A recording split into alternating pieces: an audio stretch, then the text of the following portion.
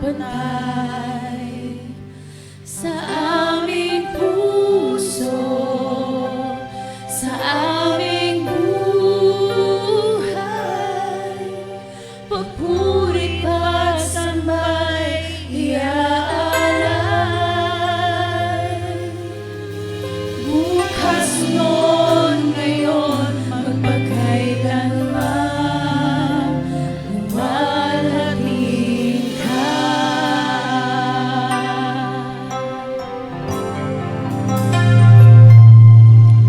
Katapatan mo, O Diyos, tunay at dakila. Ang pag-ibig mo'y wagas at walang kapantay. Sa aming puso, sa aming buhay, papuri pagsambay iaalay. Bukas noon, ngayon, magpagkailanman, luwalhatiin ka.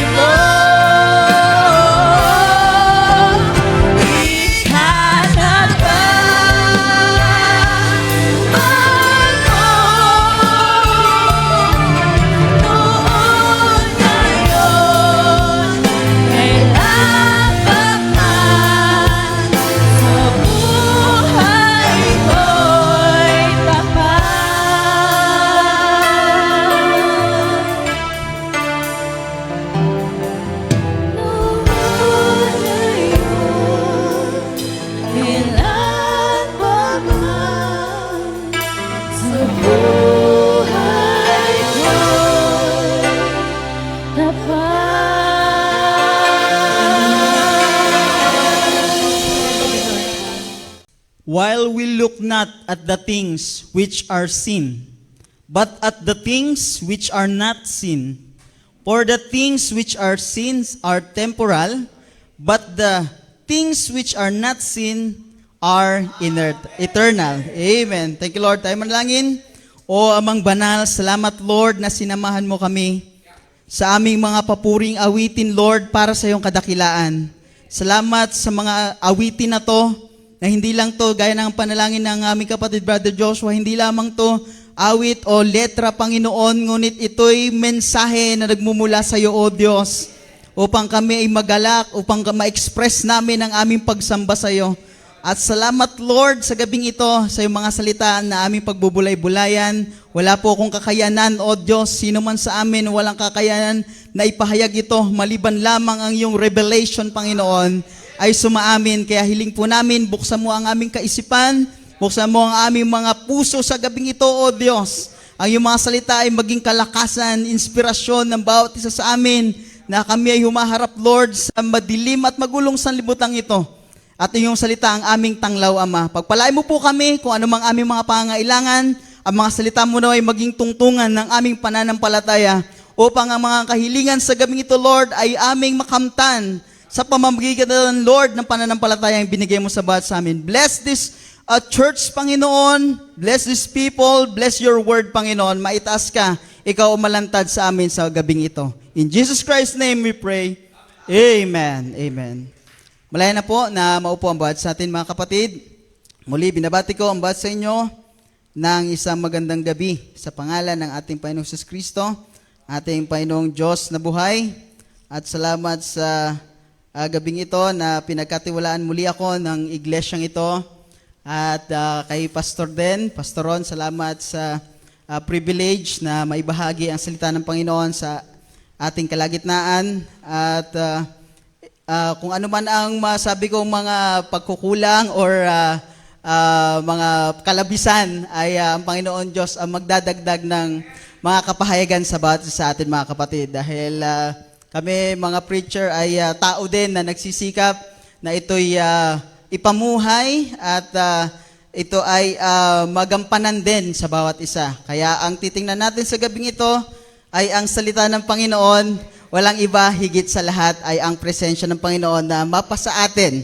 At we believe na ang presensya ng Panginoon ay nasa atin dahil 2 or 3 gathered in His name, mga kapatid, in His word, siya ay naroon sa kanilang kalagitnaan. At ang salitang ito ay hindi natin salita. Tayo ay nagkakatipon sa kanyang salita. Kaya we believe na narito siya sa ating kalagitnaan na magbubukas ng ating kaisipan, magpapalakas sa bawat sa atin, mga kapatid. At tayo dapat ay tumingin sa kanyang salita. Praise God. Nais kong pamagatan ang mensaheng ito, mensahe ng ating prophet ng 1959, looking to the unseen. Tumingin sa mga bagay na hindi nakikita. Praise God. Ibig sabihin, merong dalawang klaseng paningin na binabanggit ang Biblia. Kasi ang pagtingin, mga kapatid, ginagamit ang ating mga mata sa pagtingin, sa pagkita, para makita mo ang isang bagay. Pero bakit may sinasabi ang Biblia na tumingin ka sa hindi nakikita? Ibig sabihin, dun sa sinasabi ng mensahe, sinasabi ng Biblia, may mga bagay na totoo kahit hindi mo nakikita. Ngayon, tutuklasin natin yung mga bagay na yon. At iyong mga bagay na yung, mga kapatid, walang iba ang pangako ng Diyos. Hindi mo makikita iyan sa pamamagitan ng natural na mata mo. Hindi mo iyan makikita sa pamamagitan ng iyong mga salamin. Iyan ay sa pamamagitan ng iyong paniniwala. At ang mga bagay daw, ang sabi sa ating teksto, babasahin ko sa Tagalog, mga kapatid, sabi sa ating teksto, na samantalang kami ay nagsisitingin sa mga bagay na hindi nakikita. Bakit nga ba titingnan ang mga bagay na hindi nakikita, hindi nga nakikita? Ibig sabihin, may ibang matang tinutukoy si Apostol Pablo dito. Di ba? Mga bagay na hindi nakikita, sapagkat ang mga bagay na nakikita ay may katapusan. Ano mang bagay na nakikita mo ay hindi yan magtatagal magpakailanman. Praise God. At ang mga bagay na nakikita mo na pinapakita ng sanlibutan, iyan ay pansamantala, temporal lamang. Amen. At ang tao, mga kapatid, ang sanlibutan, ipinopokus ang ating mga kaisipan, ang ating mata sa mga bagay na nakikita. Di ba? Pero ang sabi ng Biblia, huwag kang tumingin diyan. Ang tinan mo yung mga bagay sa likod niyan. Praise God. Sabi dito, sabi niya, datapwat, ang mga bagay na hindi na nakikita ay walang hanggan. Sa verse 5, sa chapter 5, sapagkat nalalaman namin na kung masira ang aming bahay na tabernakulong ukol sa lupa, ay mayroon kaming isang gusaling mula sa Diyos. Makikita ba yun ng pangkaraniwang mata? Hindi, mga kapatid. Iyan ay nakatingin ang iyong pananampalataya sa pangakong yan. Ang mata ng pananampalataya. Kaya sabi nga ni Apostol Pablo, we not walk by sight, we walk by our faith. At ang lahat ng mananampalataya, Hebrews 11 chapter 1 verse 1 pababa, mga kapatid, lahat ng mananampalataya ay nabuhay sa pamamagitan ng pananampalataya na hindi sila lumakad sa kung ano ang kanilang nakikita, ngunit meron silang nakikita sa kabilang dako, sa kabilang dimension, mga kapatid, na kahit hindi nakikita, ito'y totoo sa kanila. Because faith is the evidence of the things hoped for, at ang kapanatagan sa mga bagay na hinihintay. Sabi ba niya, sabi dito, mayroong kaming isang gusaling mula sa Diyos, bahay na higdi gawa ng kamay, walang hanggan sa sangkalangitan. Iyan ang bagay na ating tinitingnan, mga kapatid.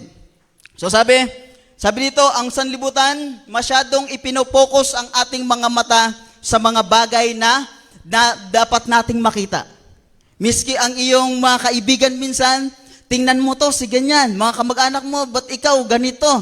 Si pinsan mo, ganito, ganyan. Pinopokus ang mga mata natin sa mga bagay na standard ng sanlibutan. Na nagbubunsod sa atin para tayo ay ma-pressure sa buhay natin ito. Amen? At una kong sabihin, mga kapatid, na hindi ako against sa ganyan. Di ba? Hindi ako against sa mag-grow tayo, di ba? Sa buhay natin bilang isang Kristiyano, bilang buhay tao, mga kapatid, kinakailangan nating kunin din ang mga pagpapala ng Panginoon. Pero ang sabi ng mensahe, kung iyang bagay na yan, kapopokus mo sa mga bagay ng sanlibutan. Yung mga bagay ng sanlibutan, pinupokus ka talaga ni Satanas para dyan ka mamuhay at mawawala ka sa salita ng Panginoon. Sabi ng propeta, iwanan mo yon at sumunod ka sa Diyos. Di ba? At ang mga gawa ng tao, mga kapatid, lagi yang merong dalawang bagay. Masama at mabuti. Di ba? Pag tinitingnan mo yung isang bagay, mga kapatid, merong dalawang bagay ka mapapansin. Masama at mabuti. Dahil iyan ang liwanag na inoffer ni Satanas kay Eva. Di ba? Pag pinartake nyo to, pag ginawa nyo tong bagay na to, pag kinain nyo to ang bagay na to, makakakita kayo gaya ng Diyos. Madidilat ang inyong mga mata at makakakita kayo, malalaman nyo kung ano ang tama at mali. Kung ano ang mabuti at masama. Dahil nung una, ang tao, nilikha ng Diyos na puro mabuti lang. Sakdal na daigdig, walang sakit karamdaman. Ngunit nung inoffer ito ni Satanas, kaya hanggang ngayon, tayo ay nalugmok sa pananaw, sa pagkaunawa kung ano ang tama at mali. Di ba? Ang mga bagay na gawa ng tao laging may kaakibat na tama at mali. Kahit iyan ay sasakyan. Di ba? Tama na magamit mo, pero pag bumangga yan, mga kapatid, nawala ng preno, mali na yon. Di ba? Masasaktan ka na, madidisgrasya ka. Ang isang kutsilyo, mga kapatid, pwede mong gamitin yan para panghiwa ng mga sibuyas, tamang bagay, para may makain ka, pero pwede mo rin yan gamitin para ihagis sa kinaiinisan mo. At okay, saksakin mo. Di ba? Iyon naman ang maling bagay. Nagdedepende yan, mga kapatid, sa kung paano mo ito gagamitin. Nagdedepende ang mga bagay na yan na ginawa ng sanlibutan kung paano mo ito gagamitin. Para sa kasamaan ba o para sa kabutihan? Gaya namang instrumento, mga kapatid. Di ba? Ang gumawa niyan, sabi ng mensahe, sabi ng Biblia, yung mga lahi ng nilakain. Di ba? Sila ay nagpanday, nagawa ng mga instrumento, lahat. Di ba? Pero nangangahulugan bang hindi tayo pwedeng gumamit niyan? Technology, di ba? Alam naman natin sa siyensya yan, at ang siyensya ay mula kay lahi ni Cain. Pero mga kapatid, may dalawang bagay para iyan ay gamitin. Kung ginagamit mo yan para luwalhati ng Panginoon, mabuting bagay. Praise God. Ngunit kung gagamitin mo yan para tumugtog ka ng mga, ano ba dyan, mga love song, mga makasalutang bagay, yun ang bagay na hindi tama. Kaya sa pagtingin natin mga kapatid, sa salita ng Diyos, merong dalawang bagay tayo na mapapansin. Iyan ang tama at ang mali sa bawat gawa ng tao. Pero sa salita ng Diyos mga kapatid, ang salita ng Diyos lamang ang tanging katotohanan. Ang sabi sa Romans, hayaan mo na ang lahat ng salita ng tao ay kasinungalingan at ang kanyang salita ang pawang katotohanan. At ang katotohanan ang siyang magpapalaya sa inyo. Sa kasalanan, sa lahat ng pag-aalinlangan, ang katotohanan ang magpapalaya sa bawat isa sa atin. Now, sabi dito sa paragraph 7, sabi ni prophet, we are told that we have outward man and an inward man. Yung nakikita natin, panlabas, kung gaano kagwapo yung mga yan, kagaganda yan, yan yung panlabas natin. Di ba? Kung anong korte ng ilong niya, ng mata niyan, yan ang panlabas na pagkatao mo. Pero hindi yan mabubuhay kung walang nasa likod ng buhay na yan, ng tabing na yan. Meron niyang espiritu, at ang espiritu ay hindi nakikita. Di ba? Kasi pag ang espiritu, mga kapatid, ay umalis sa laman na yan, iyan ay patay. Di ba? At sa pinakang loob niyan, mga kapatid, ay ang kaluluwa. Ang kaluluwa, mga kapatid, sabi ni prophet, dalawa lang ang ginagawa nun, ang pagtanggap sa salita ng Diyos at ang pagtanggi. Di ba? At ang spirit, mga kapatid, hindi yan nakikita ng pangkaraniwang mata. Pag ikaw ay nag-i-imagine, nasa dimension ka ng espiritu. Pag meron kang iniisip, hindi yan basta lamang utak ang gumagana mo, nasa diwa ka, mga kapatid. Di ba? Kaya nga, hindi lahat, mga kapatid, ng mga bagay na hindi napatunayan ng siyensya ay nangangahulugan na hindi totoo. Dahil napakaraming bagay na hindi kayang ipaliwanag ng science. Di ba?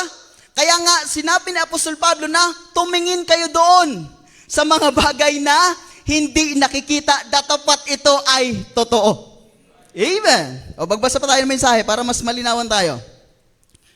You see, we do not see with our eyes. Though many times we had thought that we see with our eyes, we only look with our eyes, but we see with our heart. Amen. Kaya nga, hindi mo pwedeng ipagpilitan na pag ang tingin mo sa isang taong ito na napakagwapo niya. Hindi mo pwedeng ipagpilitan na lahat ng tao ay sasabihin na, oh, gwapo nga siya. Di ba? Kasi, minsan tumitingin tayo sa panglabas na anyo, pero yung isa ay tumitingin sa kanyang puso. Nauunawaan niya hindi lang yung panlabas na anyo. Nauunawaan niya higit sa lahat yung kanyang karakter. Diba? Mas maganda yung karakter nito. Iyon ang nagpaganda sa kanya. Iyon nagpapogi sa kanya. Ayan, mas nagpagwapo sa kanya. Diba? Kaya nga sinasabi, love is blind.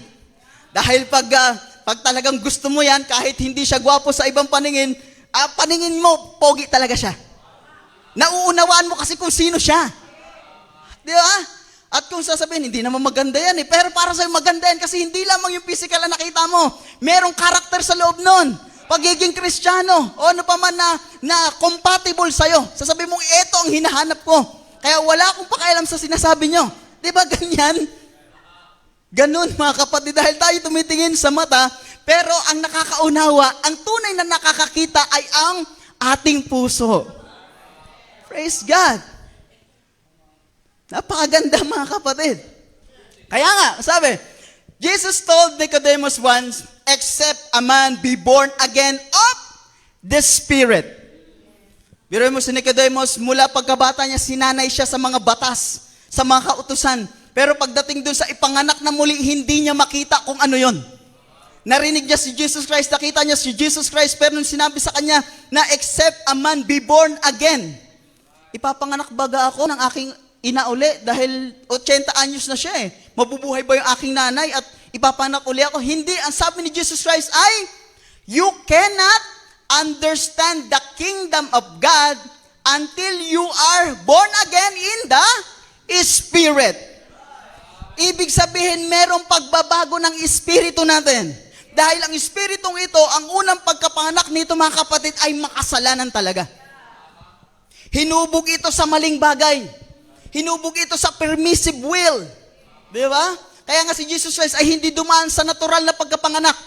Siya ay pinorm ni Lord, both egg cell and sperm cell, para magkaroon ng kanyang sariling dugo at katawan.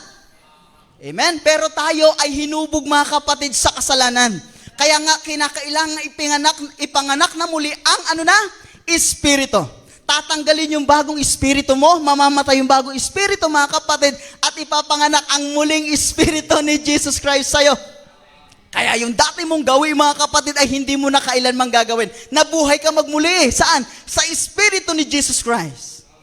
Kaya nga hindi lahat na nabautismuhan mga kapatid ay masigasig o nagpapatuloy. Dahil maraming binautismuhan sa tubig mga kapatid, pero yung espiritu ay hindi na bago. O yung espiritu ay hindi nagsisi. Di ba? Walang magagawa ang bautismo. Sabi ni Prophet, kahit 3 beses ka bautismuhan, patalikod, patagilid ang paglublob mo, kung hindi ka nagsisisi ay walang buting maidudulot sa'yo. Pero kung ang pagbabautismo na yan ay tama at nais mo, ang espiritu mo, ang dati mong pagkatao ay mamatay mga kapatid, iyan ay nagbubunga ng espiritu ni Kristo at magbubunga yan ng mga Espiritu Santo. Oh, praise God. Sabi niya, sa next slide, sabi niya mga kapatid, sinasabi ng propeta, na nakabasa, na sinabi niya kasi na ang Biblia, sabi ng Panginoon, na ang puso daw ay nag-iisip. Di ba? As a man thinketh in his heart, so is he. Aba, sabi ng mga kritiko, bakit mag-iisip ang puso? Wala naman diyang utak or wala namang mind. Nasa isip lang talaga, nasa ulo lang talaga yung pag-iisip. Pero ang sabi ni Prophet, sinabi kasi ng Biblia mapatunayan man yan ng siyensya o hindi, ang sabi, tumingin ka sa mga bagay na hindi nakikita. Di ba? Kaya kung sinabi ni Jesus Christ na nakakapag-isip ang puso, nakakapag-isip ang puso. Amen. Ang lahat ng ang lahat ng iniisip mo mga kapatid ay nararamdaman ng puso mo. Pag inisip mo na nakakatakot, nakakakaba, pag inisip mo yung mga negatibong bagay, di ba, mararamdaman ng puso mo yan Kakabahan ka na. O pag naisip mo naman ng mga nakakatuwang bagay, masigla din ang puso mo. Di ba? Dahil naaapektuhan ang puso mo ng iyong kaisipan. Kaya pinipilter ng iyong kaisipan yung mga bagay na gusto mo lang ilagay sa iyong puso. Amen. Sabi ng kritiko, perhaps if God said that this heart, He meant His head. But God doesn't make any mistake. When He said His heart, He meant His heart. Sa next slide. Sabi niya, about 4 years ago, up in Chicago, I was reading a great headline in a paper where the medical science found a little compartment in the heart of a human being that did not have any cell in it.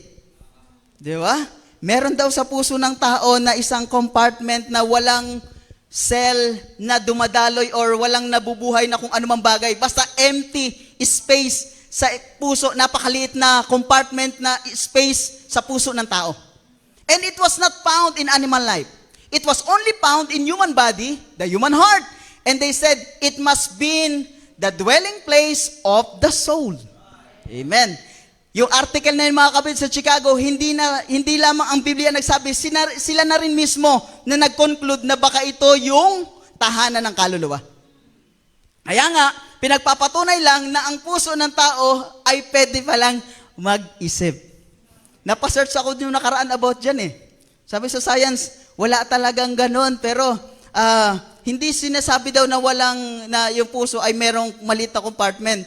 At hinanap ko talaga, hindi ko makita. Pero ang sabi ng prophet ay iyan At ang sabi din ng Bible ay iyan, ay titingin na lang ako sa mga bagay na hindi nakikita, pero totoo na sinabi ng Diyos. Amen. So then, man does think with his heart, you look with your eyes, but understand with your heart.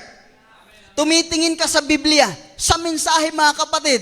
Nakikita mo, ngunit kung hindi mo bubuksan ang iyong puso, kung hindi mo unawain sa pamamagitan ng iyong puso, hindi mo ito matatanggap. Mabigat ang mensahe. Masakit ang mensahe mga kapatid. At ang mensahe, hindi ka dito papapurihan. Ang mensahe, imumold ka. Amen? Kung hindi pantay ang mata mo, papantayin niya ng mensahe. Pag tumitingin pa sa iba na mga bagay na makasilibutan, papantayin niya ng mensahe. Kung ang paa mo ay masyadong mahaba, kung saan sumusuot, naggagala, kung saan nasushoot, na mga kung ano ng mga bagay, papantayin niya ng Panginoon. Kung ang kamay mo mga kapatid, di ba, ay masyadong malikot, kumukupit pa ng paunti-unti, puputulan niya ng Panginoon. O kaya nananampal, nanununtok, imumold yan ng Panginoon. Di ba? Dahil mga kapatid, kinakailangan magkasya tayo sa salita ng Diyos. Hindi ang Diyos ang mag-a-adjust, ang tao ang kailangan mag-adjust dahil ito ang pamantayan. At kung hindi ito maunawaan ng puso, mahihirapan siyang tanggapin ang mensahe. Ngunit doon sa mga pinili at predestinated, buhay nila ito. Kagalakan nilang isabuhay ito. Kagalakan nilang magliwanag, kagalakan nilang sundin ito. At hindi sila mabubuhay kung wala ito. Amen. Sa next slide. Sabi niya, ginagamit ng dyablo mga kapatid ang ating mga mata. Natural na mga mata para ikaw ay ilihis sa tunay na bagay. Praise God. Isa lamang ang tunay na bagay, ang mga pangako ng Diyos. Praise God. At ang mata natin mga kapatid, mapandaya kasi ito minsan eh. Di ba? May standard ito na pag hindi naabot ang standard na yon ay hindi mo na kukunin ang isang bagay. Pero mga kapatid, sabi ni Apostol Pablo, wag ka masyado mag-rely dyan. Mag-rely ka dun sa mga bagay na hindi nakikita, ngunit iyon ay totoo. Dahil si Eva mga kapatid, dinaya ni Satanas si Eva sa pamamagitan ng kanyang mata. Di ba? Nakita niya na ang gwapo naman itong serpent na to. Mas matangkad kaysa kay Adan. Di ba? Lalaki ng mga muscle. Di ba? Nadaya sa pamamagitan ng kagandahan. Praise God.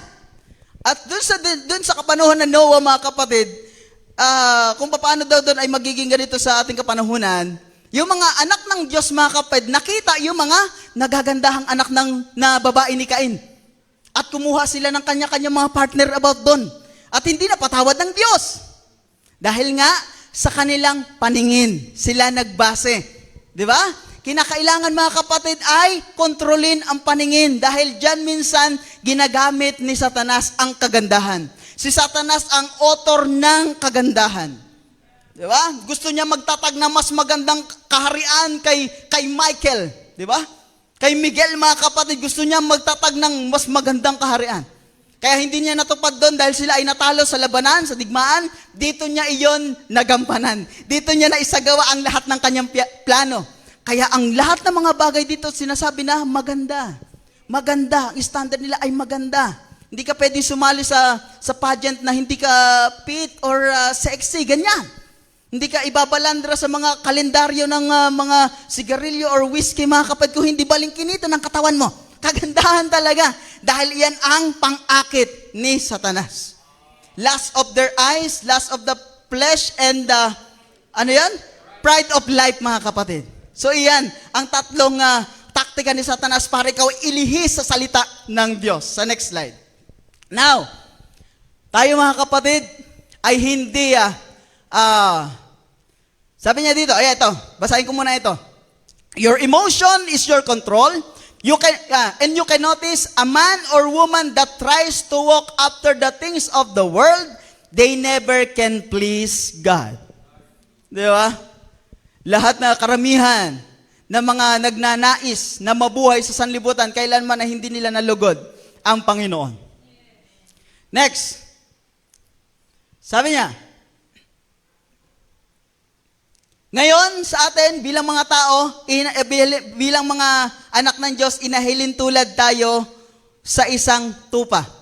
Ang tupa mga kapatid, pag yan ay pinastol mo dun sa mga palayan, and then hindi mo sila ginabayan pabalik, hindi yan makakauwi. Mamamatay yan. At ganun daw tayo. Pag tayo ay walang pastol, patnubay ng salita ng Diyos, tayo ay hindi makakabalik sa ating sa presensya ng Panginoon. Di ba? Hindi tayo makakauwi sa ating tahanan, spiritual. Now, I'm sure most of all you seen, I believe, it was Luke magazine here some time ago, having an article on the wild geese. Yung mga wild duck, mga kapatid. Ito mga wild duck, mga kapatid, isang magandang halimbawa ito na mayroong ang Diyos na ginagamit sa kanilang instinct para sila ay makatawid doon sa nais nilang puntahan. Pag nasa Canada nila, sabihin ko lang, nasa Canada ito mga kapatid, itong mga wild geese na ito, mga wild duck, na yung mga wild duck na yon ay doon lamang sila isinilang sa lugar ng Canada. And then, pag yung panahon ay malapit na yung taglamig, mga kapatid, yung mga wild duck na yon ay maggagather sila. Dahil alam nila, mga kapatid, na merong paparating na kapahamakan. Di ba? Kasi kung hindi sila makakatawid doon, mga kapatid, kung hindi sila makakatawid sa ibang lugar, mga kapatid, mamamatay sila sa taglamig. Di ba? So naaamoy nila yung paparating, isang dakilang bagay na mangyayari. At ang gagawin nito mga wild duck na ito, mga kapatid, meron isa silang malaking leader doon, di ba? Na nasa kanya yung parang leadership na pamumuno, ang sabi ni prophet. And then sisigaw siya, tatawagin niya yung mga wild duck at magagathered sila doon. Magtitipon-tipon sila doon. At pag ang lahat ay ready na, mga kapatid, sabay-sabay silang aalis. Amen. Sabay-sabay silang lilipad, mga kapatid, patungo doon sa Louisiana. At napag-isip-isip ng prophet, mga kapatid, kung papaano ang mga wild duck na yon, yung mga wild geese na yun, mga kapatid, ay meron silang instinct at nakita nila ang paparating na kapahamakan. Amen? Nag-gathered sila upang makatakas doon. Sa next slide, sabi niya, ayan. Sabi niya, mga kapatid, yung kanyan lang leader, mga kapatid, na nandun lamang, doon isinilang, di ba? Inililid yun ng Panginoon upang makarating doon sa Louisiana. Hindi pa siya nakarating doon, mga kapatid, sa Louisiana dahil doon nga siya pinanganak sa lugar ng Canada, mga kapatid. Pero sa direction ng Panginoon, sabi ni prophet, makakarating siya at makakarating siya doon. Amen? Dahil yun ay instinct na ibinigay sa kanya ng Panginoon para umiwas sa kapahamakan. Praise God. Sabi niya, kung ang wild duck na yan ay binigyan niya ng ganong instinct, how much more ikaw? Amen? Na magkaroon ng ganong kapahayagan, naaamoy mo ang paparating na kapahamakan sa daigdig na ito. Amen? Yung geese na yun, mga kapatid, yung wild duck na yun, hindi pa siya nakakarating doon. Pero alam niya, sabi na mensahe, hindi ko sila makuhang barilin o huntingin habang binabaybay ng leader na wild duck na yun, mga kapatid, ang walang daang himpapawid, mga kapatid. Nakita niya ang kamay ng Diyos na ginagabayan yon, mga kapatid, hanggang makarating doon sa Louisiana at doon mamuhay. Amen. How much more ikaw, mga kapatid? Hindi ka pa talaga nakakarating sa kalangitan, pero alam mong doon ka tutungo. Dahil alam mong ginagabayan ka ng Panginoon at alam mong makakarating ka doon. Amen. How much more na ikaw, mga kapatid, kung ang aking mga mata, sabi ng Diyos, ay nakatingin sa mga maya, higit ka pa sa mga mayang ito. Kung paano hindi ko pinapabayaan ang mga mayang yan, ang mga butiki na nakatira sa mansyon, mga kapatid. Amen? Na hindi nagtatayo ng mga bahay, higit ka pa sa mga bagay na yan. Praise God. Iyan ang kaalaman ng Panginoon patungkol sa mga nilikha niya. Di ba? Doon sa India, mga kapatid, nakabasa siya ng isang pahayagan na merong isang malakas na earthquake.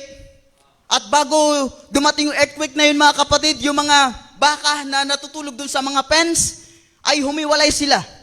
Yung mga tupa, mga kapatid, na nandun sa mga kulungan, ay lumabas sila at nag-gathered sa open field. At yung mga ibon ay lumipad patungo dun sa mga kabundukan. Dahil nakikita nila, naramdaman nila, mga kapatid, na merong pagyanig na maghaganap. At noon nga, mga kapatid, nung lumindol na, mga kapatid, nagbagsakan yung mga poste at walang isa mang hayop na napahamak, mga kapatid, dahil meron silang kaalaman na may kapahamakan na darating. At sabi ng Panginoon, siya ay darating. Ang kaarawan niya ay dakila. Dahil dakila, aagawin niya ang nobya. At kakilakilabot, dahil paparusahan niya ang sanlibutan ito. Dakila at kakilakilabot na kaarawan ng Panginoon. At alam natin yan dahil binigyan tayo ng Espiritu Santo ng mensahe sa uling kapanahon nito para makaparoon sa dakong tutunguhan natin sa presensya ng Panginoon.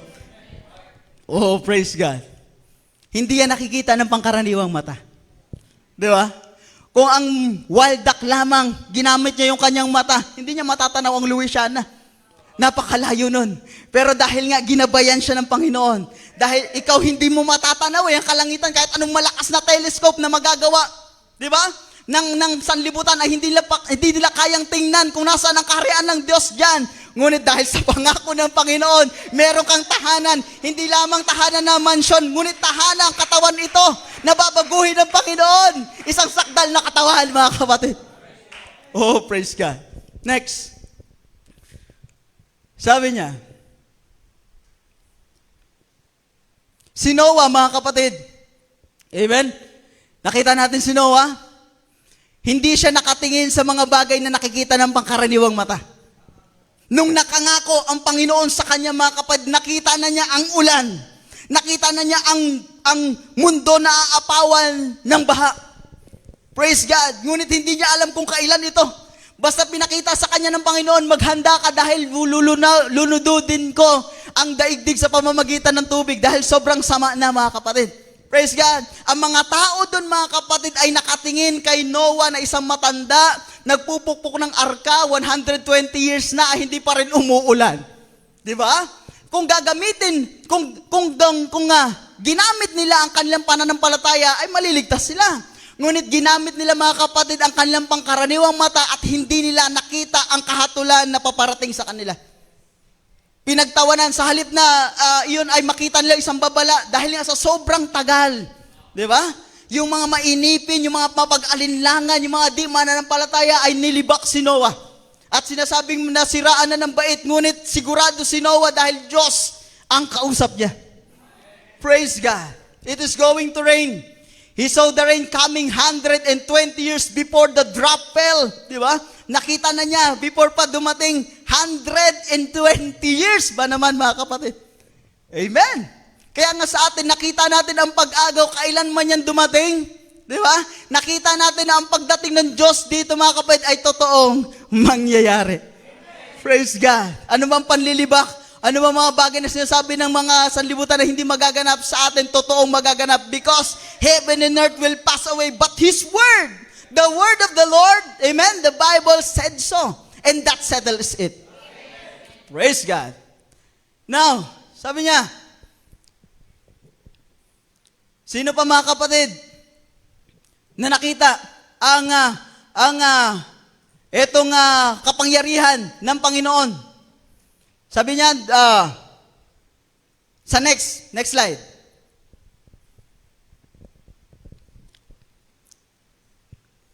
Sabi niya, Noah with the unseen of the natural eyes, with his spiritual eyes, turned to the word of God, seen the rain falling. Persuasion, something moving like heartbeat. It is pumping energy to your spirit.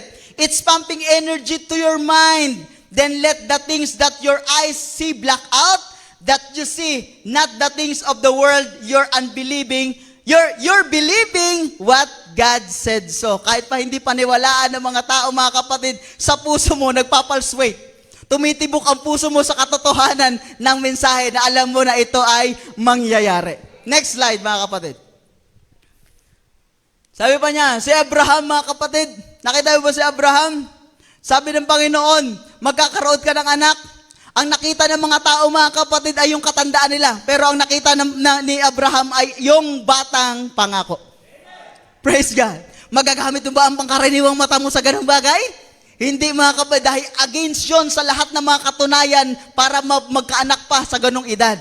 At hindi lang yun ang pangako ng Panginoon. Sabi ni Apostol Pablo sa Hebrews chapter 11 verse 10, when God told Abraham what he did, that there was a city whose builder and maker was God, he packed up everything he had started looking for that city. There is a city where the Lamb is the light. The city where there cometh no night. I am a mansion over there. I have a mansion over there. Amen. Then when free from toil and cares of the world, mga kapatid, I am going where the Lamb is the light. Oh, praise God. Kung paano nakita ni Abraham yun, nakita mo ba, mga kapatid? Praise God. Nakita mo ba ang mansion na yon? Na ang sabi ng Panginoon, hindi na ako kakain ng ubas na ito, na iinuman ng katas na to hanggang sa makasalo ko kayo doon sa kaharian ng aking Ama. Dahil kung saan ako doon, ay doon din kayo. Nakita mo ba, mga kapatid, ang kaharian na yon? Oh, praise God. Hindi mo makikita kung iyong gagamitin ang inaantok na mata minsan. Di ba? Pero kung gagamitin mo ang mata ng pananampalataya, kitang-kita mo na meron kang isang upuan nakakahanda sa wedding supper, mga kapatid. Sabi na mensaheng rapture, mga kapatid, kung ikaw, amen, tinanggap mo si Jesus Kristo bilang personal mo ang tagapagligtas, meron kang nakareserbang upuan na walang ibang upo, kundi ikaw, mga kapatid, dun sa wedding supper. Praise God. Hindi ba't napaka-special mo pag ikaw ay pinag-reserve ng upuan dito? Eh, how much more, mga kapatid, sa dakilang, amen, kaharian na yon, sa dakilang wedding supper na yon, mga kapatid. Sabi ni Prophet, hindi ko matanaw kung sabi niya, 120,000 miles ang haba nun, mga kapatid. Pero kung nasa dulo, makikita mo pa rin. Lahat ay makikita mo, mga kapatid. Naka-reserve, mga kapatid, upuan mo doon. Oh, praise God. Sabi niya, he was looking for a city whose builder and maker was God. Kung paano nakakagawa ang mga tao, ang mga nilalang ng lugmok, sa kasalanan ng mga dakilang bagay, how much more yung kamay ng Panginoon na makagawa ng dakilang city na yon, na dakilang mansion, mga kapatid, para sa kanyang mga minamahal. Praise God. Sabi niya, every born again child tonight comes through Abraham's blessing, for it's the promise given unto Abraham and every child of God that received the Holy Spirit. Bawat isa sa atin, pinagkaloob, mga kapatid, ang syudad na yon. Amen? Pinangakuan si Abraham, pinangakuan ka din, mga kapatid. Dahil tinanggap mo si Jesus Christ. And every child of God that received, sabi niya, his persuasion is the same. I'm looking for a city. It isn't Los Angeles. Di ba? Gusto ko makarating doon, sa lugar na yun, ang ganda doon. Hindi yan ang hinahanap natin. Praise God. It isn't New York. Hindi Manila.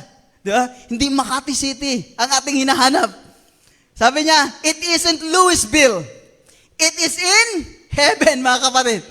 And we confess that we are peculiar people, stranger, because we are looking for something that we do not see, we do not heard, but something on control tower says it is there. Amen.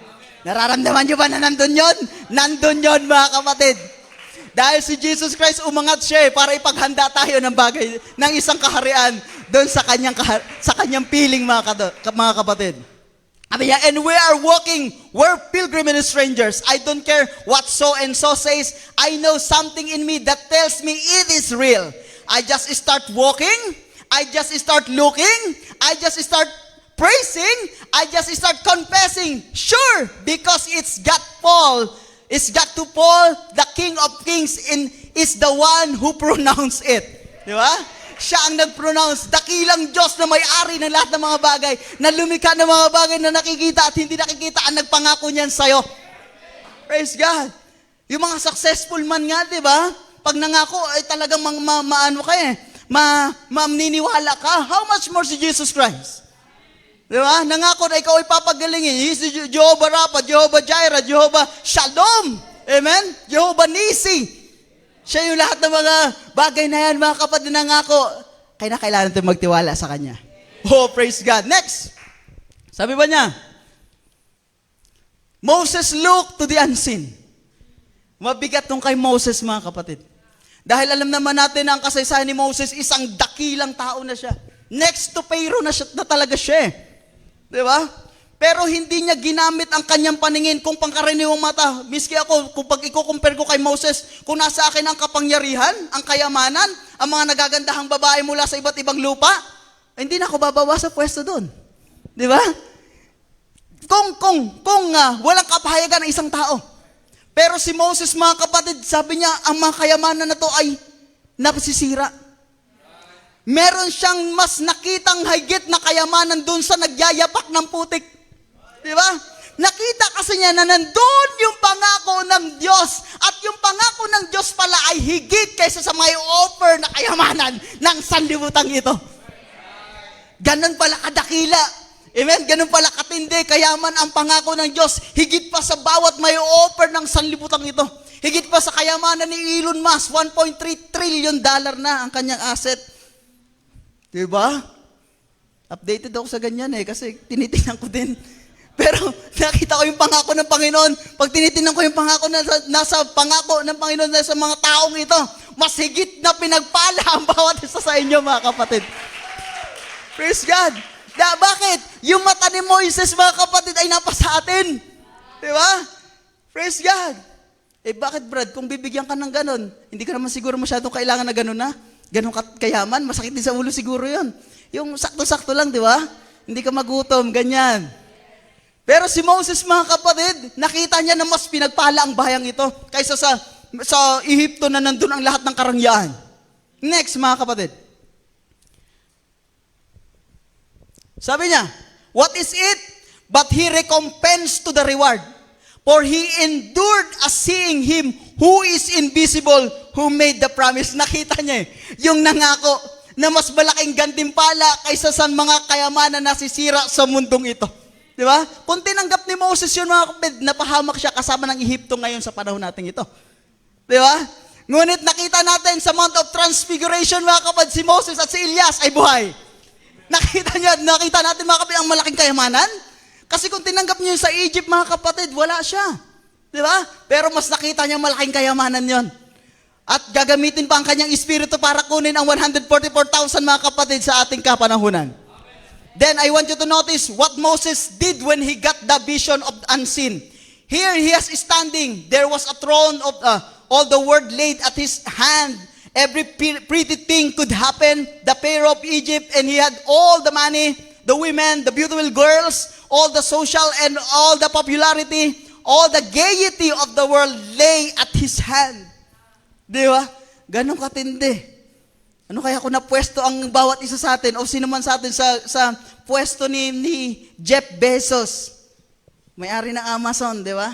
Pangalawa yata siya ngayon, kung di ako nagkakamali, sa pinakamayaman sa buong mundo. O kung sino pa pangatlo siya or pangalawa. Di ba? Halos hindi na tayo makakababa, mga kapatid. Pero sinasabi ko sa inyo, kung nasa inyong pangako ng Panginoon, kung kayo ay binhi ni Abraham, amen, may paningin kayong gaya ni Moses, mas mapagpala pa kayo kaysa sa mga bagay na yan. Oh, thank you, Lord. Amen. Sabi ni prophet, na bumisita siya sa isang kapatid na mahirap. Sabi ng kapatid na mahirap, mga kapatid, alam mo, prophet, alam mo, kapatid Abraham, talagang wala ako ngayon eh. Tapos nakita naman na wala akong trabaho ngayon, sabing ganyan. Pero nakita naman ni Prophet Abraham na siya, parang isang karpentero, may mga tools siya doon. At ang sabi ni Prophet Branham, tiningnan niya yung kanyang asawa, tiningnan niya yung mga anak, parang 3 anak yata yon. Sabi ni Prophet, aba kapatid, isa kang milyonaryo. Amen? Pagtingin ni Prophet, isa kang milyonaryo. Pero sa tingin ng, actual na paningin nung taong yon, sabi niya, wala ako miski isang kusing. Di ba? Sabi ng kapatid na yon, naniniwala ako sa iyo, Prophet Branham, na ikaw ay propeta. Pero kahit tingnan mo ang aking bulsa, wala ako ni 5. Sabi niya. Sabi ni Prophet Abraham, tingnan mo to. Nakita mo yung asawa mong napakatapat? Hindi mo mabibili yan ng ilang $1,000,000. Praise God. Nakita mo, mga kapatid, na hindi lamang kayamanan ay pera. Nakita mo yung mga madudungis mong anak dyan, na siguro isipon nakaganyan, na nagsusulat-sulat sa mga pader na ganyan. Yung mga tiyan nila na napakatitibay, hindi mo mabibili na kung anong gamot yan. Kaya isa kang milyonaryo, kapatid. Amen? Praise God. Amen? Minsan kasi kinukompare natin mga bagay na wala tayo, pero pag ikinumpare mo ang biyaya ng Panginoon sa iyo araw-araw, mga kapatid, tunay kang pinagpala. Praise God. Kaya hindi dapat tayo nakatingin lang sa mga bagay ng sanlibutan, higit sa mga bagay na pinangako ng Diyos. Hindi ko naman sinasabi, wag na kayong tumingin dyan. Kahit ako, nakikita ko yan eh. May mata tayo. Pero wag laging dyan, mga kapatid. Amen. Balansehin natin ang bawat salita at ang pamumuhay natin bilang isang tao. I seen they God's children, called everything in the world, but I seen they were heirs of the promise. Sabi ni Moses, laitin mo na sila paraon, sabihin mo na silang marurusing, madudungis, mga mahihirap, mga hampas lupa. Pero nakita ko sa kanila ang pangako ng Panginoon. Oh, praise God. Sabihin mo na mga holy roller, may mga flat tire sa likod, mga losyang, mga kulto o lahat na. Pero nakita natin ang pangako ng Panginoon sa bawat isa na gumaganap ng kanyang salita. Next. Amen. Now, it ain't to sympathize with them and say, oh, I think there are nice people. Hindi nag-sympathize lang si Moses, mga kapatid. Dito ako kasi okay sila dito eh. Nasimpatyahan ko na talaga ang babait nila. Hindi ganun, mga kapatid. Nakita talaga nila ang pangako ng Diyos sa mga taong yun. He didn't walk by sight. He walked by faith. The unseen, something happened to him. Praise God. Sa next slide. Ngayon, puntahan natin ito, mga kapatid. Nabanggitan natin si Noah. Nung tumingin siya, mga kapatid, nakita niya ang ulan, nakita niya ang baha, nakita niya ang kahatulan sa buong mundo, mga kapatid. Nang tumingin ay nakita niya yon. Nang si Abraham ay tumingin, nakita niya ang kaharian, nakita niya ang pinangakong salita, nakita niya ang pinangakong bata, nakita niya ang pinangakong baby, na pagbumulan ng kanyang lahi, mga kapatid, magpakailanman. Nang tumingin si Moses, mga kapatid, nakita niya ang pangakong mas higit na mahalaga, na mas higit na kayamanan kaysa pwedeng i-offer sa kanya ng Ehipto. Katanyagan. Amen. Lahat ay nakita niyang hindi maikukumpara ang kayamanan kay Kristo na tatago ko sa sangkalangitan kay Kristo Jesus. Amen. Si Job, nung tumingin siya sa salitang ito, nung tumingin siya kay Jesus Christ, ang nakita niya, ang pagkabuhay na magmuli. Amen. Na tayo ay tutungo, mga kapatid, saan? Sa isang sakdal na tabernakulo. Ito ay bahay peste, mga kapatid. Punong-puno ito ng mga karumihan, mga kapatid. Ngunit magta-transform ito from mortal into immortal. Ano sabi doon? From mortality into immortality, mga kapatid. Sabi niya, when Joshua looked, di ba? He sees victory. Nakita ng 10 spies, mga kapatid, para tayong mga tipaklong. Hindi natin sila kaya. Pero nakita ni Joshua, mga kapatid, hindi siya tumingil doon sa mga higanteng anak ni anak, mga kapatid. Nakita niya na iyong lupain na yon ay binigay sa kanila ng Panginoon. Oh, praise God. When 3 Hebrews children look, they see a man similar to the Son of God.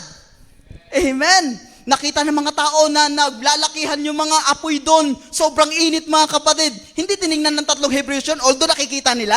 Pero mas nakita nila ang pagliligtas ng Panginoon hanggang sa makasama nila. Amen? Ang anak ng Diyos sa gitna ng fiery trials, mga kapatid. Oh, praise God. Si Daniel lang tumingin nung hinagis na siya dun sa yungib ng leon. He sees an angel is standing with him. Miski ang mga leon, nakita ang anghel, kaya hindi siya malahawakan, hindi siya malapa, hindi siya makain dun, mga kapatid. Nung si Pedro ay tumingin, mga kapatid, he sees the Son of the living God. Maraming tumingin, mga kapatid. Di ba? Maraming tumingin kay Jesus Christ. Siguro ikaw si Elias o ikaw yung mga propeta, si Isaias or what. Pero pag sabi niya, mga kapatid, kay Pedro sa 12, ano ang pagkasabi niyo patungkol sa akin? Sabi ni Pedro, ikaw ang anak ng Diyos na buhay. Amen. Yun nakita niya. When the woman with the blood issue looked to Jesus Christ, he sees a healing. Nakita niya ang kagalingan. 12 years na siya, mga kapatid, hindi gumagaling sa kanyang blood issue, mga kapatid, pero nakita niya, mahipo ko lang ang laylayan ng taong ito, ng damit ng taong ito, ako ay gagaling. Praise God. Nakita mo kung ano ang mga nakita ng mga unang mananampalataya sa atin, kay Moses, kay Abraham, lahat. When the woman at the well looked to Jesus Christ, he sees a prophet Messiah. Amen? Nakita ng mga tao yun sa mga Pariseo. Ito pa yung anak na alwagi yan. Anak sa labas siguro yan. Kasi ang balita ko, hindi yan anak ni Jose. Pero nakita ng woman at the well, napaghalataan ko na ikaw ay isang propeta. At naghihintay kami sa Misayas na yon. Amen? Nakita niya, sabi niya, eto, tingnan nyo, ito yung hinihintay natin. Ito yung Misaya, ito yung tagapagligtas ng bayang Israel. Pinagpatotoo niya. Si Juan nang tumingin. He sees the lamb is slain before the foundation of the world. Amen? Ibinigay sa kanya ang revelation.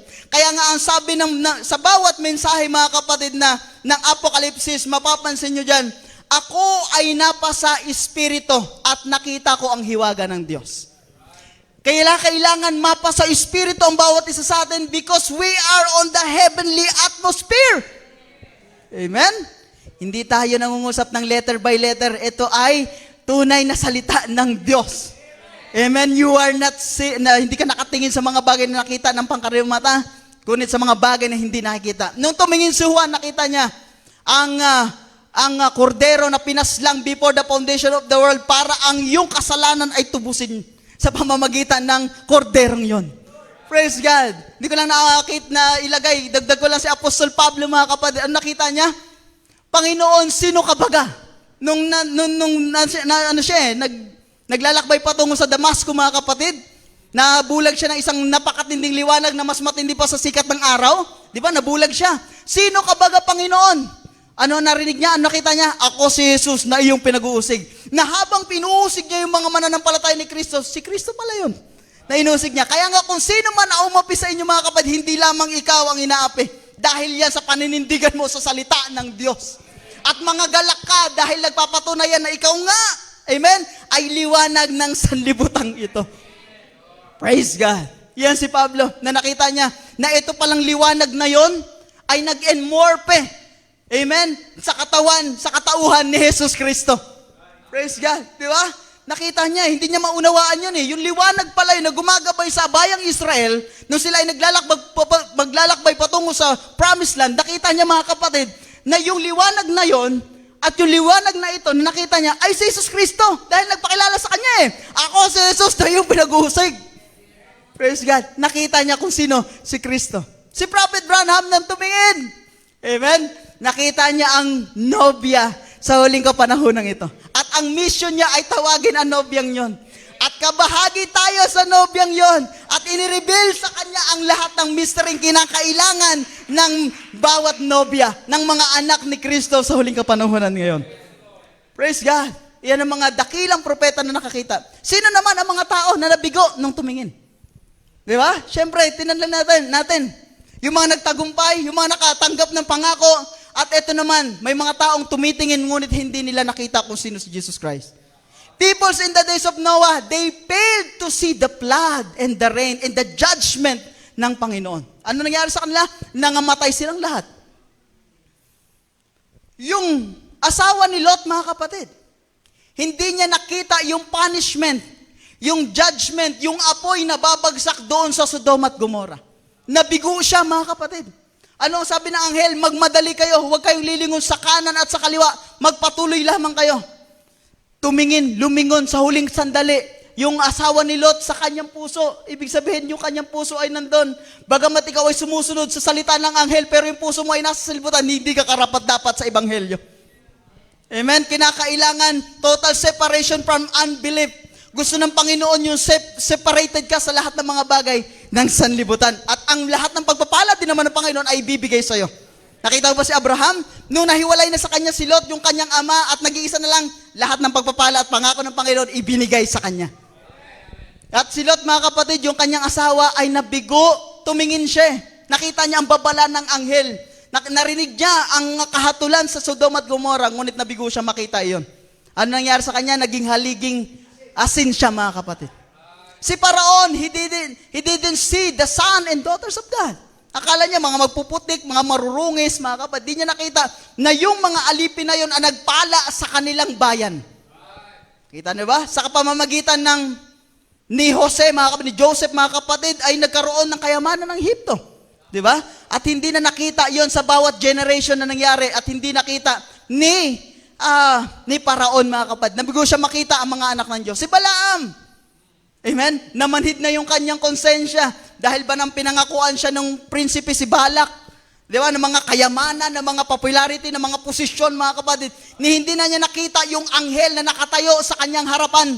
Miski yung asno na nangusap gaya ng tao ay hindi na niya nakita. Na ang pagkilos ng Diyos ay hindi na niya napansin. Nabigo siya makita, mga kapatid. Praise God. Mga Pariseo, mga Pharisees and Sadducees sa kapanahon ni Jesus Christ, they didn't recognize the Son of God, Jesus Christ. Then they call him Beelzebub. Di ba?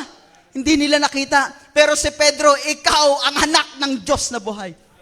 Praise God. Si Judas, nakita natin, kasama niya si Jesus Christ. Napakatagal na panahon. Di ba? Nakita niya ang mga miracles. Nakita niya ang pagkabuhay ni Lazaro. Nakita niya ang pagpapakain ng mga 5,000 tao, mga kapatid. Nakita niyo kung paano pinatigil ng Panginoon ang dagat na gagalit. Di ba? Ngunit hindi pa rin niya nakita kung sino si Jesus Christ. Kaya nga hindi kasalanan ni Jesus Christ, mga kapatid, kung bakit nabigo si Judas. Minsan isinisisi mo sa mga tagapagpanguna sa'yo. Hindi, nasa sa'yo yan, mga kapatid. Amen? Hindi nagkulang ang Diyos na lagyan ka ng tagapangalaga sa'yo. Ikaw ngayon ang gagawa kung paano ka mag-serve sa Panginoon. Amen. Nasa kay Judas ang pinakamagaling na preacher. Nasa kay Judas, mga kapatid, ang pinakamagaling na pastor, mga kapatid. Ngunit nabigo pa rin siya, pa rin ang salita ng Diyos. Amen? Dahil hindi nga siya nakatalaga sa buhay, mga kapatid. Hanggang iyon, mga kapatid, ay pinagbili pa niya si Jesus Christ sa 30 piraso ng pilak, mga kapatid. Alam niyo ba ang sabi ng mensahe? Yung kasalanan ni Judas ay hindi nangyari noon lang na pinagkanulo niya si Jesus Christ. Ito ay mga maliliit na bagay na hindi pagtatapat sa kayamanan ng Panginoon. Sabi kasi ng mensahe, nangungupit pa siya eh. Di ba? Siya kasi yung treasurer eh. Yung mga hindi pagtatapat, minsan hindi siya sumasama sa mga bagay na gawain, mga kapatid. Yung mga maliliit na yun at nagbubunga yun, mga kapatid, ng kung sino ka. Amen? Pero tayo dito, mga kapatid, nakita ba natin ang hiwaga na mensaheng ito? Praise God. Next. Ngayon, sa atin naman ngayong gabi, what choice are you making tonight? Pipiliin mo ba ang ganda ng showbiz? Yan, Hollywood eh. Dito naman sa atin, showbiz. Ang dami nangangarap na mag-artista. Ang sabi ng mensahe, ang mga artista, star din kasi ang tawag sa kanila eh. Di ba? Pero sa atin, ang tunay na star, sila ay kumukutita, pero tayo ay nagliliwanag. Amen. Here in Hollywood, in Los Angeles, and the passion place of the world, where the pine spires and the steeples and everything else, yan ba ang pipiliin mo? What choice are you making? Ano ang pagtingin mo sa mensaheng ito? Let me tell you, brother and sister, find the Holy Spirit that take control in the heart, and those pulsations begin to come that God is God. Piliin nyo yun, na makukonvict kayo, na makakumbinsi kayo na ang Diyos ay Diyos niya siyang kahapon, ngayon, at magpakailanman. Hindi nagbabagong Diyos. And the things of the world will perish, then you walk after the things you don't see. Alam mo naman alam naman natin na ang bundong ito ay hindi mananatili na ganito. Ito'y babaguhin para tahanan natin, para ating pagharian. Lilinisin para pagharian natin sa millennium. Nakita mo ba yon? Nakita yon, mga kapatid, ng mga tunay na anak ng Diyos. If He's still God, He is still a healer. Sino nakita na ang Diyos ay nagpapagaling sa gabing ito? Amen? Kung paano yung widow woman, mga kapatid, na isang kutsara na lang ang harina at ang kanyang mantika ay isang kutsarita na lang din, mga kapatid, pero hindi na ubusan. He is the Jehovah provider. Sino nakakita ngayon? Amen. Praise God. If He's still a healer, if He's still Almighty God, He can do all things. If He made a promise, He can break it. Iyon ang hindi kayang gawin ng Panginoon. Ang hindi to pa rin ang kanyang salita. Lahat ng kanyang salita, gaano man niyang katagal, ito'y magmamanifest because ito'y salita ng Diyos. Then that persuasion begins to rise in your heart. Something is going to take place. There could be nothing to stop it. It's like a fire, like a building on the fire on the windy day. It just keep blowing as the Holy Spirit fans that fire. Di ba? Pinapaypayan pa yung apoy ng Espiritu. Kaya nga, mga kapatid, yung 10 virgins, 5 doon ay foolish, yung iba ay wise. Yung 5, mga kapatid, lagi nag-aapoy sa kagalakan. Dahil pinapaypayan ng Espiritu Santo. Amen. Sino ba nag-aapoy sa kagalakan, mga kapatid? Yung may mga oil sa kanilang lamp. It's just keep blowing. That the Holy Spirit, as the Holy Spirit fans that fire and keeps burning till it become reality to you. Kaya nakita mo ang mga testimony, mga kapatid, dahil realidad na ito sa'yo. Amen. Hindi na hulugan na ikaw hindi susubukin, mga kapatid, talaga nandiyan ang pagsubok. Ngunit then, ang pagtatagumpay ng Panginoon, ang sabi niya, I have overcome the world. Amen? So you may overcome. Sabi niya, you more than a conqueror. Praise God. Sa ating, I believe, final admonition to. Ay, sabi niya dito, hindi pa. Final admonition na nga. Nasa ilalim pala, mga kapatid. When you are dying, the doctor has give up on you. Maybe the world has give up. He has give you up. Di ba? Hindi ka masasamahan ng doktor sa kamatayan. Hindi ka masasamahan ng kaibigan mo sa kamatayan. Miski ang pamilya mo, hindi ka kayang samahan sa kamatayan. Ang asawa mo, hindi. Namatay siya, mamatay na rin ako para sa kanya. Di ba? Parang hirap naman gawin nun. Di ba? Siguro doon nangyayari, over my dead body, bago mo siya maano. Di ba? Pero mga kapatid, kadalasan mga kapatid, walang sino mang tao na kaya kang samahan sa kamatayan. Di ba? Maybe the church has give you up. But Jesus never give you up. Saan ka man mga kapatid, hindi ka niya iiwanan. I will not leave you nor forsake you till the end of the world. Amen. Napakagandang pangako. Amen. Yan ang pag-ibig ng Panginoon. Hindi ka niya iwanan, miski sa kamatayan mga kapatid, hindi ka niya iwanan. At tayo nga, napakalapit na pagdating ng Panginoon, may pangako siya, kayo na natitira. Amen? Na babaguhin sa isang kisap mata, hindi niyo na matitikpan ang kamatayan. Praise God. Sabi niya, ang Panginoon, kung ikaw man ay hindi na umabot sa pagdating ng Panginoon, ikaw din naman ay aalalayan niya. Sabi niya, I won't have to cross Jordan alone. Si Jesus Christ aabot sa'yo doon sa dakong yon mga kapatid. Si Jesus Christ lang ang kayang umabot sa'yo doon mga kapatid. Whosoever will deny himself, take up the cross and follow me. Deny what you're thinking. Deny what your mental conception. Kasi karnal pag karnal, hindi makikita ang hiwaga ng Diyos. Just believe what God's word say is truth and march on with it. Diba? Kung iyan ang pangako ng Panginoon, kinakailangan mo talagang lumakad sa kanyang salita. Keep moving.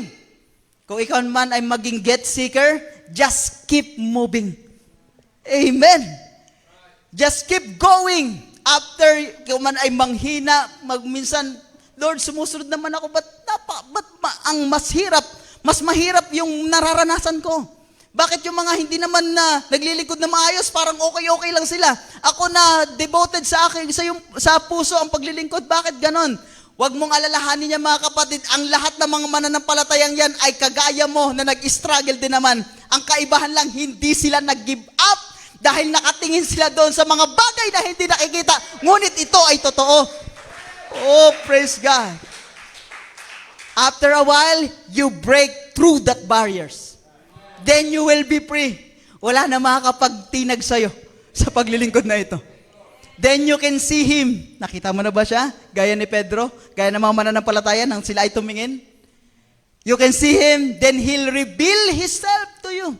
Mga kapatid, pag ang Diyos ay tinawag ka, hindi niya pwedeng hindi ipakilala ang kanyang sarili sa'yo sa anumang paraan. Amen? Sa mga kahilingan mo, sa mga pagbabasa mo, i-reveal niya mismo ang kanyang sarili sa'yo personally. Amen? Hindi pwedeng hindi niya ipahayag ang kanyang sarili, mga kapatid. Sabi niya, mga kapatid, He'll reveal Himself to you. Kung mga kapatid, hindi mo pa nakikita ang kanyang hiwaga, panahon na para ikaw ay lumapit at dumulog sa kanya. Dahil ang lahat ng nagsisikap na makahanap ay makakasumpong. Ang kumakatok ay binubuksan. At ang naghahanap ay makakasumpong, mga kapatid. Oh, praise God. Then the Son of God who made the promise will be real to you. Do you believe it? Amen. Praise God. Nawa nakita natin, mga kapatid, ang mensaheng ito.